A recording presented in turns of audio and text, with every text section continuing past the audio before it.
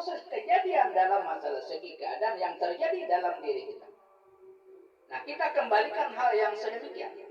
Oh, kalau kita mengembalikan hal yang sedemikian, kita tidak akan apa-apa dalam masalah itu. Kita kembalikan, oh ini artinya ketetapan yang terjadi di dalam masalah segi kehidupan.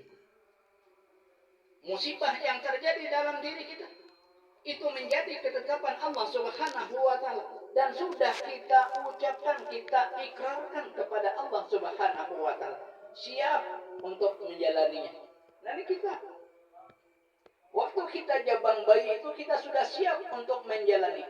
Lalu kata Allah, engkau akan kuberikan usia yang lebih daripada yang lain, punya 125, siapkah? Siap. Jadi jabang bayi. Nah, kalau dia sudah siap nih. 125 tahun umur kita. Nah, kemudian saat engkau berusia kurang lebih 15 tahun, engkau ditabrak mobil patah pada bagian kaki kamu, siapkah? Siap. Nah, ini dalam hal yang sama. Karena sudah menjadi dalam ketetapan dan ketentuan. Nah, lalu ada karena siap kita. Lalu kita siap untuk menghadapi berbagai macam daripada segala cobaan. Nah, ini yang dilakukan. Nah, disitulah kita untuk bisa untuk melakukan di dalam masalah amal ibadah kita yang zahir tadi.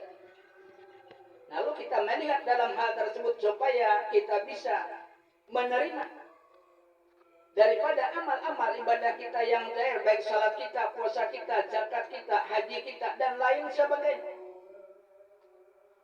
Nah, jadi dalam hal tersebut lalu disuruh pula kita untuk menghiasi anggota batang tubuh kita yang batin, yaitu hati kita dan roh kita, dengan ilmu syariat yang batin, yaitu ilmu tasawuf dan ilmu hakikat. Nah, jadi ilmu tarikat dan hakikat supaya jalan untuk menyampaikan kepada ilmu hakikat yang sebenarnya. Nah, sehingga dengan demikian supaya bisa diterima amal ibadah kita yang batin. Amal ibadah kita yang batin tadi yaitu ikhlas, ridha, sabar, zuhud, wara. Ini yang batin.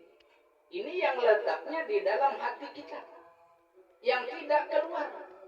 Nanti yang letaknya di dalam masalah hati kita.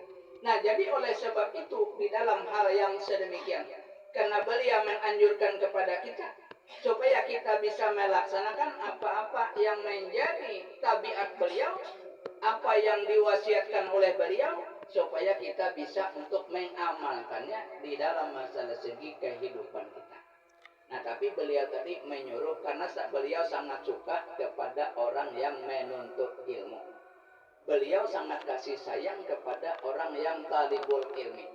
Nah, berarti kalau kita menuntut dalam masalah majlis yang seperti ini termasuk orang yang dikasihi oleh baginda Rasulullah dan juga dicintai oleh wali Allah Subhanahu wa taala. Nah, jadi oleh sebab itu di dalam pembacaan manaqib wali Saman. Nah, kemudian kita berpindah kepada guru sakumpul. Nah, sudah tadi wali Saman lah. Nah, guru sakumpul pulang. Nah, guru sakumpul siapa nama Sidin? Nah, jadi secara panjangnya di dalam masalah hal tersebut, Syekh Al-Alamah Al-Arifu Billah Kiai Haji Muhammad Jaini bin Abdul Ghani bin Al-Arifu Billah bin Haji Manap bin Haji Saman bin Haji Sa'ad bin Alimul Alamah Khalifah Hasanuddin bin Syekh Muhammad Arsad Al-Banjari. Riwayatnya.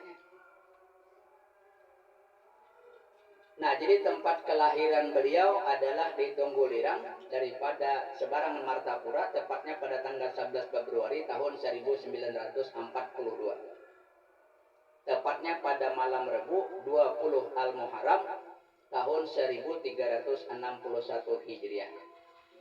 Nah, sedangkan wafat beliau tepatnya pada hari Rebu. Jadi beliau lahir hari Rebu, wafatnya hari Rebu. Kita kan kira-kira kayak itulah. Nah, kira-kira apabila kita lahir hari Sabtu, nah besok Sabtu bersiap-siap kita coba mati. Udah ada maju mundur ya Pak. Kita mundur. Udah ada maju mundur ya. Nah, jadi beliau wafatnya pada malam Rabu 5 Rajab tahun 1426, tepatnya 10 Agustus 2005. Nah, jadi dalam hal tersebut beliau ini mulai kanak-kanaknya memiliki suatu kelebihan. Baik dalam masalah tidur beliau, mulai kanak-kanak. Mulai dalam kandungan perut ibunya sudah ada kelebihan-kelebihan. Nah, di dalam masalah keadaan beliau. Nah, jadi beliau menuntut ilmu. Beliau sangat suka dapat menuntut ilmu.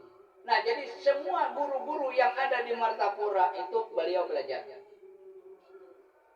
Yang paling utama beliau belajar sama paman beliau, yaitu Saman Mulia. Itu guru yang pertama. Nah, Saman Mulia. Nah, kemudian belajar pula dengan masalah ilmu, baik dalam bidang ilmu fikihnya, dalam bidang ilmu tauhidnya, ataupun dalam bidang ilmu tasawufnya. Lalu beliau berguru pula dengan Anang Sa'rani. Anang Sa'rani. Jadi Anang Sa'rani Haris. Nah, sesudah beliau belajar di sana, habis sudah guru-guru yang ada di Martapura itu, lalu beliau berangkat ke Bangil. Nah, lawan guru Bangil di sana. Lawan siapa di Bangil? Kiai Haji Sarwani Abdan. Itu orang Kalimantan juga, orang Bereba itu kalau kada salah. Kiai Haji Sarwani Abdan. Kemudian menuntut lagi ilmu dengan Kiai Haji Tubagus atau Kiai Haji Muhammad Palak di Bogor. Nah, dengan Kiai Haji Muhammad Palak inilah beliau sekaligus menerima talqin atau tarikat sebanyak 28 tarikat. Nah, sekaligus diijazahkan kepada beliau. Nah, jadi dalam hal tersebut, nah setelah hal yang sedemikian, nah disitulah beliau ada atas anjuran daripada Sarwani Abdan tadi supaya bisa melaksanakan ibadah haji. Nah, ibadah haji ke Mekah. Nah, jadi pada saat itu beliau untuk melaksanakan ibadah haji pada tahun 1971 dan pulangnya tahun 1972. Nah, itu naik haji. Jadi siapa kawan Sidin?